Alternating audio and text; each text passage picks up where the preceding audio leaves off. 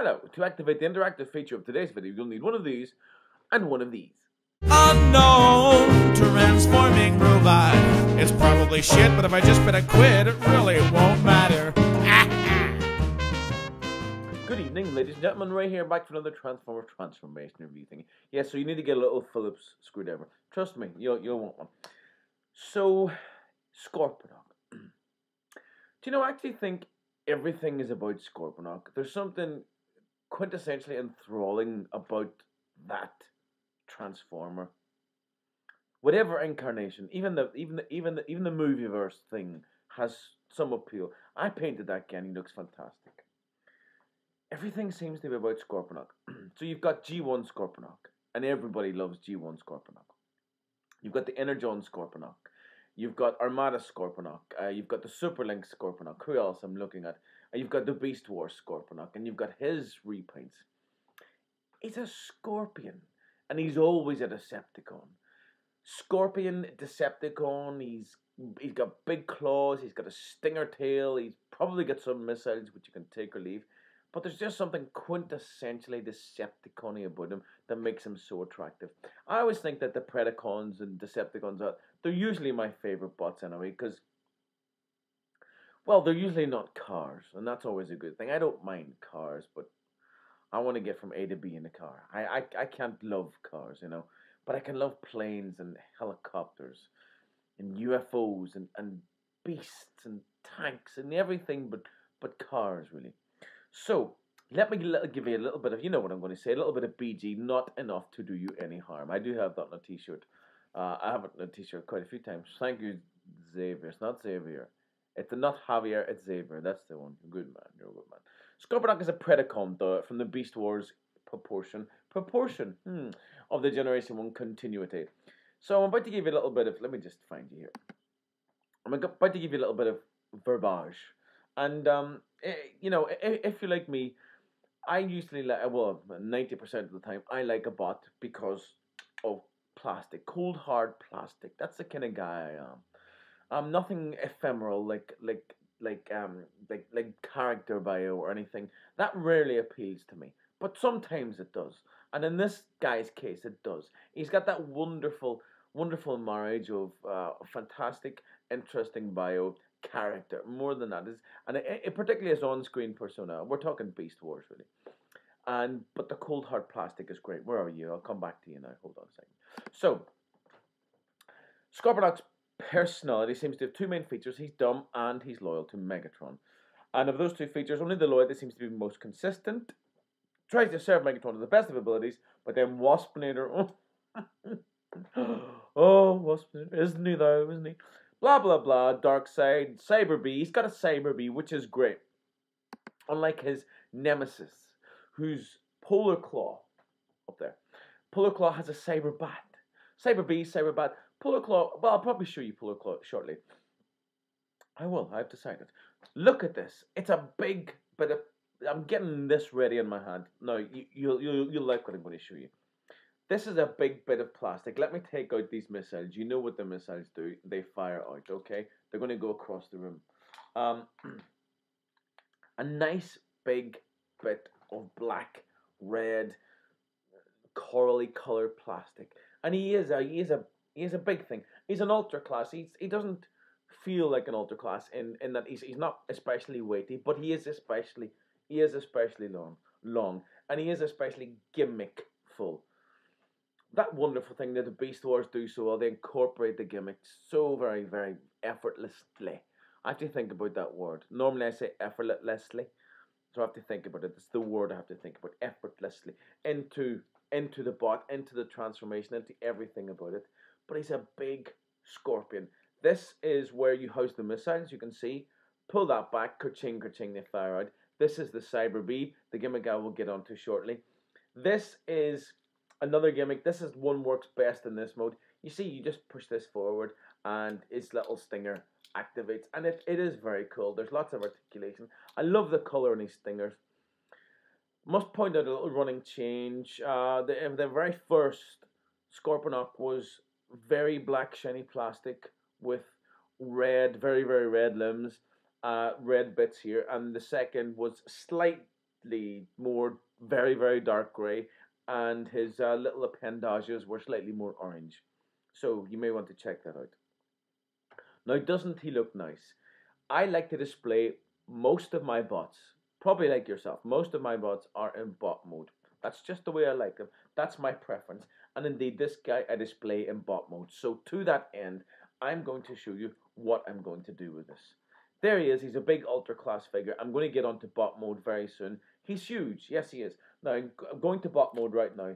The bot mode, getting into bot mode is a piece of cake. You basically pull out his, you see this was his head, and now they're going to become his legs. Pull out his little head from here, and there's a little post and port. Oh, leg popped off, so that's okay. Not to worry. Post and port. Look how close we are. We're almost there. Just open up these little feet and put that above his head. We're pretty much there. So pull his little arms down.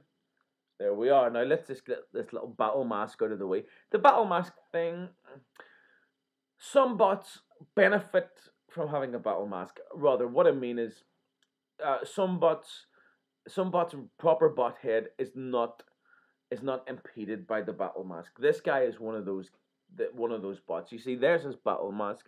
Now you open up his little clamshell. They just open up like a pair of theater curtains, darling. And there's his little bot head underneath. And indeed, I think this bot head, including the CGI model, it looks just like this. He's got this kind of cowless hood behind him. But some, as you may know, some bots are really not improved by the battle mask. I'm thinking of Dinobot especially, who's got this thing that opens out either side of his head, and it just looks absolutely shocking. This guy does not suffer from any embarrassing head arrangement of things.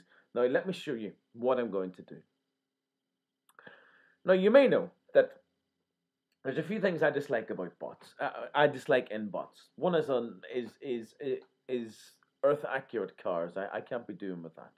And cats' arse faces. The one thing looks like someone's broken a pane of glass. And another thing are these very, very visible screw syndrome. VSS, visible screw syndrome. And I do not like how they look, especially when I display such an awesome looking bot like this, and I display him in this mode. In each arm, you've got 3 very ugly screws. 1, 2, and then where is it? I can't even find them, but I think 3 there. Now, this is the little change that I propose. And before I get on and show you more about him and Puller Claw, I want to show you what to do with these. What I'm going to do, what I'm about to do, because I've done it with my Sandstorm. I'm about to swap these shoulder pads, right? And I'm also going to swap these elbow joints. So anything that has the screw, you see all these, sorry, there's 4 screws, there's 1 there too. So I'm going to reverse that, and this will be reversed, swapping these so that I'm going to show this clean side, and also that clean side is going to be exposed. The claws I'm going to swap. You're going to have to swap the claws because you got to keep this one left and this one right. Otherwise, you're going to expose some more hideous screws underneath. I'm going to show you what he looks like when I've done that. Let's get to work. Done. There he is. I think he looks so much better. Let me just give you this. After, before, once more after, and a final before. Splendid. You see, I had the idea when I was perusing my Sandstorm earlier, and this is what I seen. That was what was facing forward, and it looked horrendous on this guy, especially because he's a much kind of lighter color, and the screws were very, very visible. I don't know if it's because he's a lighter color, but the screws were very visible, and I thought I'll just experiment, and I reversed them, and I instantly liked what I'd done, and I thought he was very improved. So I decided to do the same with Scorponok, and indeed I think Scorponok looks 100 times better. Really good. Now I want to show you. This is Little Polar Claw. This apparently is his arch nemesis, and he was you could get him packed. You could get a 2-pack from Takara, and you had Polar Claw and Scorponok. And Scorponok has, this is the Cyber Bee gimmick, which I'm going to show you now. So you pull back in this little lever, this half of his claw flies off and it will spring out. And you see there's an automorph transformation here. Will fly it like that. And you get this little bee. And the bee is so very cute. He's a cyber bee. He does have a name. I think he has a name. It's not just cyber bee. He's called something. So I'm going to put him back. You do have to transform him in order to put him back. You have to fold his little head up first. And then put him back. Now this is the thing that breaks in Scorponoks and Sandstorms and double punch, because he's also a double punch. This is the thing that breaks, and that's the thing you need to be really very very careful with. It feels quite tenuous when you attach it here, but he does look really good. So yeah, he came with Polar Claw. So Polar Claw has a cyber bat. This is his little cyber bat. This is it's part of his front paw, and of course when it flies off it turns into this little cyber bat, which is good. And Scorponok has the stinger, which is this bad boy here. Come on, you can get this thing going. That he's got his stinger, which looks good. And Polar Claw has his again transforming leg into this what do we call it? It's kind of grasping claw. Presumably it can fire out quite a bit. So yeah, you can see there's some kind of correlation. So they've both got kind of cyber something gimmicks, and they've both got spring action loaded gimmicks. He's an interesting bot because in terms of plastic, he seems to hold his value. Look, those ugly screws are now at the back. He seems to hold his value quite well. And a complete Scorponok is still going to be about 20-25 quid. I think it's because quite often he's minus missiles, and quite often he's either minus the Cyber Bee or the little clip was broken. I think that's usually it. Also, these little pegs, you can see these little pegs here. They peg in underneath the body of the Scorpion, and they often break very, very easily. But he is a very, very nice bot. He's a big black Scorpion, and I'm very, very enamored with his body. Sits over there along with my G1 Scorponok, my Dark Scorponok, Energon Scorponok, Creo Scorponok, and above him then sits Movie Scorponok, who benefits from a bit of paint, may I just say. Very, very nice bot. He was repainted into Sandstorm, like I say. This is BotCon Sandstorm.